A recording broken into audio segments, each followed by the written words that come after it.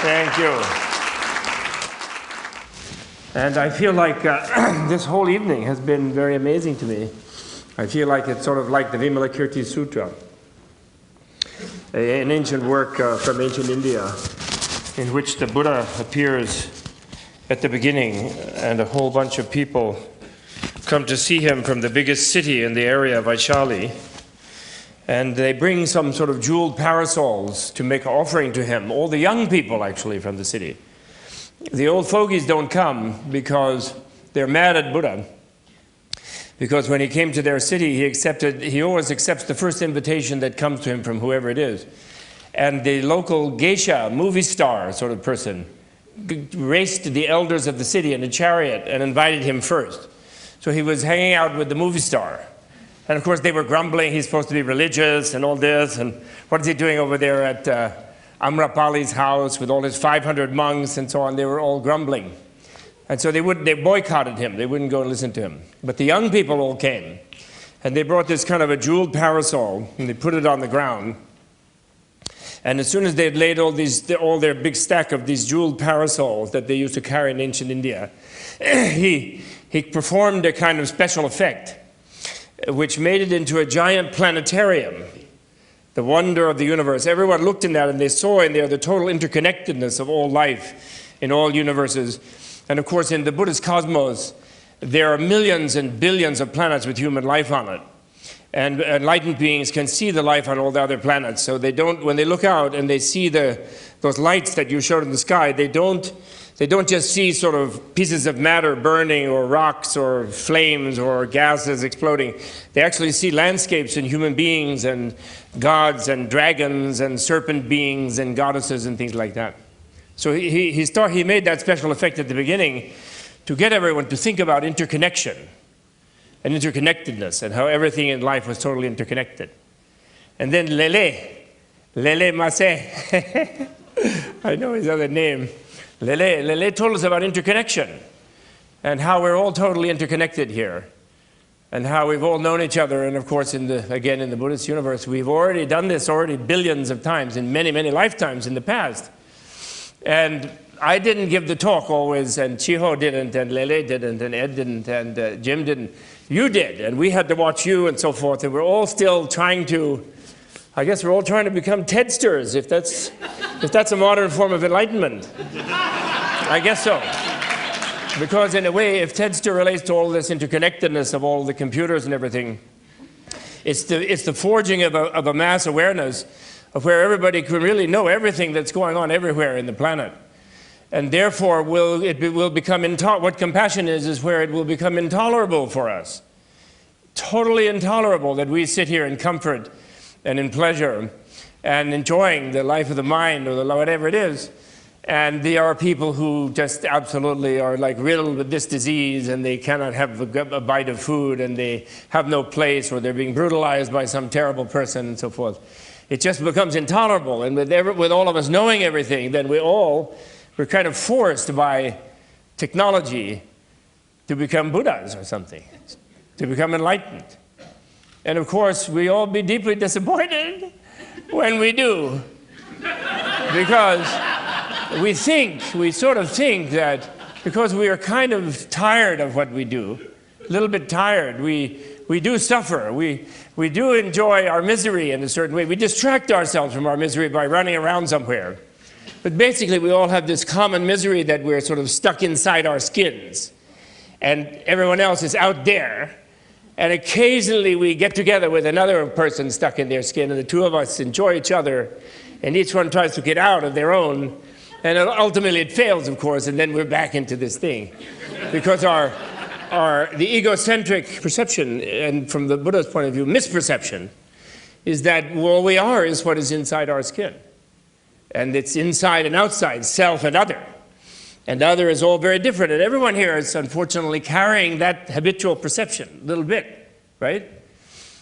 You know, someone sitting next to you in a seat, it's okay because they're in a theater, but if you were sitting on a park bench and someone came up and sat that close to you, you'd freak out. What do they want from me? Like, who's that? You know? And so you wouldn't sit that close to another person because of your notion that it's you versus the universe. That's all Buddha discovered. Because that cosmic basic idea that it is us all alone, each of us, and everyone else is different, then that puts us in an impossible situation, doesn't it? Who is it who's going to get enough attention from the world? Who's going to get enough out of the world? Who's not going to be overrun by an infinite number of other beings if you're different from all the other beings? So where compassion comes is where you surprisingly discover you lose yourself in some way through art, through meditation, through understanding, through knowledge, actually, knowing that you have no such boundary, knowing your interconnectedness with other beings. You can experience yourself as the other beings when you see through the delusion of being separated from them. And when you do that, you're forced to feel what they feel. Luckily, they say, I'm still not sure, but luckily, they say that when you reach that point, because some people have said in the Buddhist literature, they say, oh, who would really want to be compassionate? How awful. I'm so miserable on my own. My head is aching, my bones are aching, I go from birth to death, I'm never satisfied, I never have enough. Even I'm a billionaire, I don't have enough, I need 100 billion.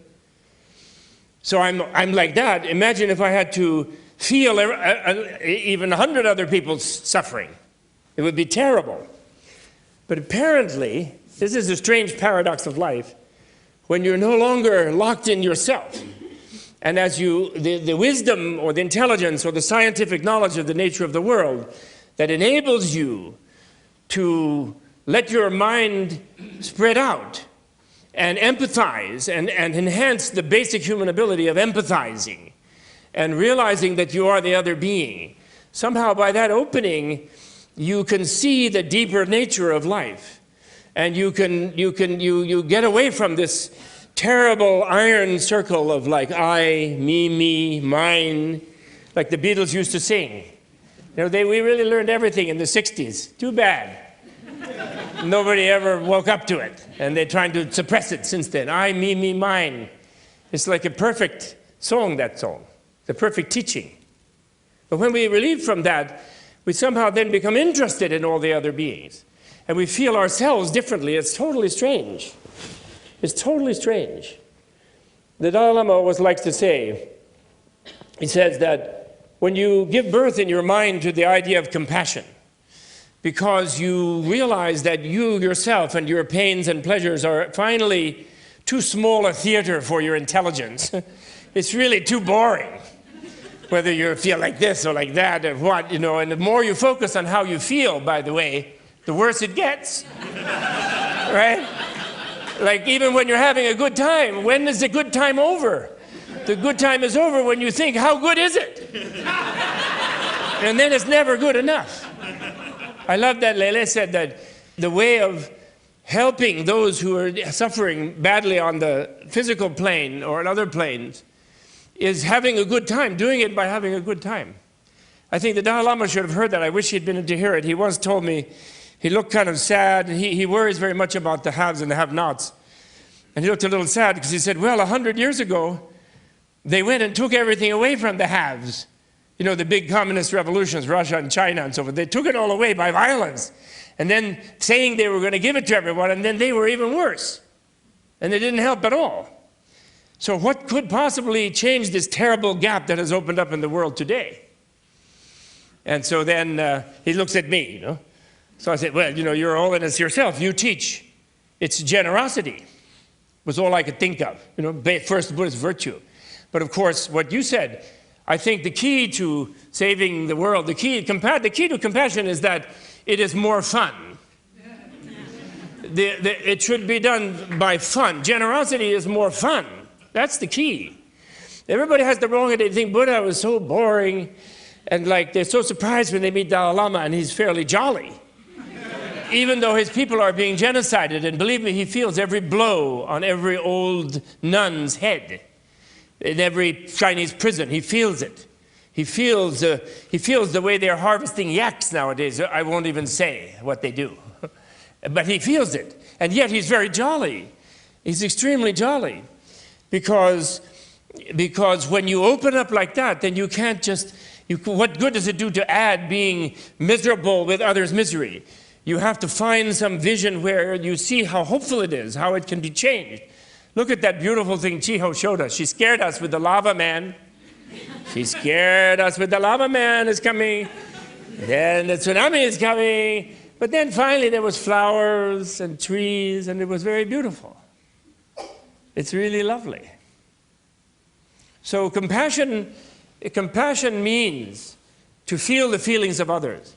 And the human being actually is compassion. The human being is almost out of time. The human being is compassion, because what is our brain for? Now, Jim's brain is memorizing the almanac.